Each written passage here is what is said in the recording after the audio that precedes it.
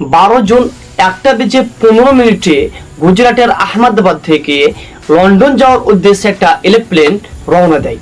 সেই এরোপ্লেনের মধ্যে 242 জন যাত্রী থাকেন এবং 13 জন ওয়ার্কার থাকেন এবং 5 জন থাকেন পাইলট। আহমেদাবাদের এয়ারপোর্ট থেকে যাওয়ার কিছুক্ষণ পরে সেই এরোপ্লেনটায় দুর্ঘটনাবশত সেটা বাস্ট হয়ে যায়।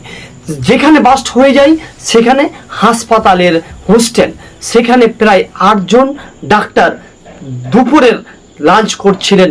সে অবস্থায় তাদের উপর দুর্ঘটনা ঘটে যায়, বাস্ট হয়ে যায়, সাথে তারাও মৃত্যুবরণ করেন এবং সেই যাত্রীদের মধ্যে 241 জন যাত্রী মৃত্যুবরণ করেন। কেবলমাত্র একজন ফিরে আসেন, একজন মৃত্যু থেকে বেঁচে যায়।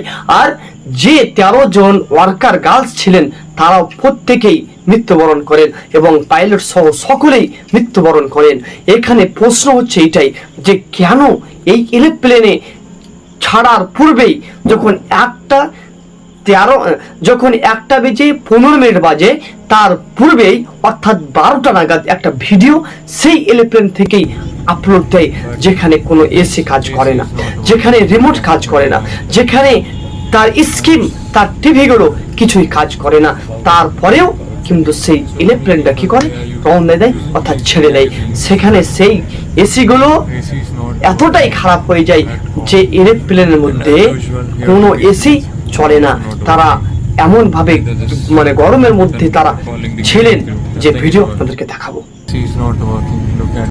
যেখানে একজন মানুষ বলছেন যে আমরা অনেকক্ষণ ধরে ট্রাই করছি এসি চালাবার জন্য, কিন্তু এসি চলছে না, রিমোট কাজ করছে না, এখানে কোনো ওয়ার্কার কেউ আসছে না, কোনো ইঞ্জিনিয়ার এটা মেরামত করার জন্য কেউ আসছে না, কেউ সাড়া দিচ্ছে না। এত কিছু হওয়ার পরেও সেই এরোপ্লেন ছাড়লো কেন, এটা প্রশ্ন।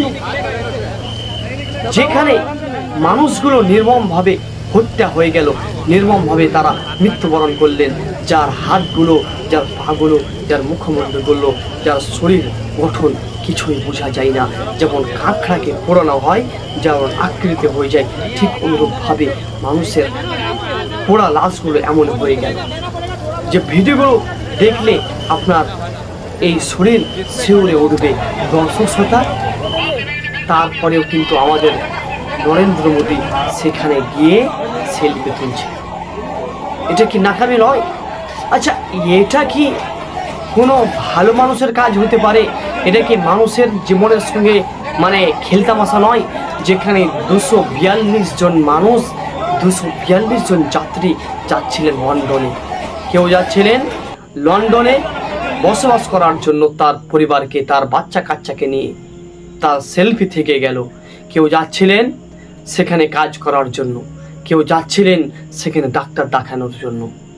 এক একজন এক এক রকম ভাবে যাচ্ছিলেন। কেউ বলছিল যে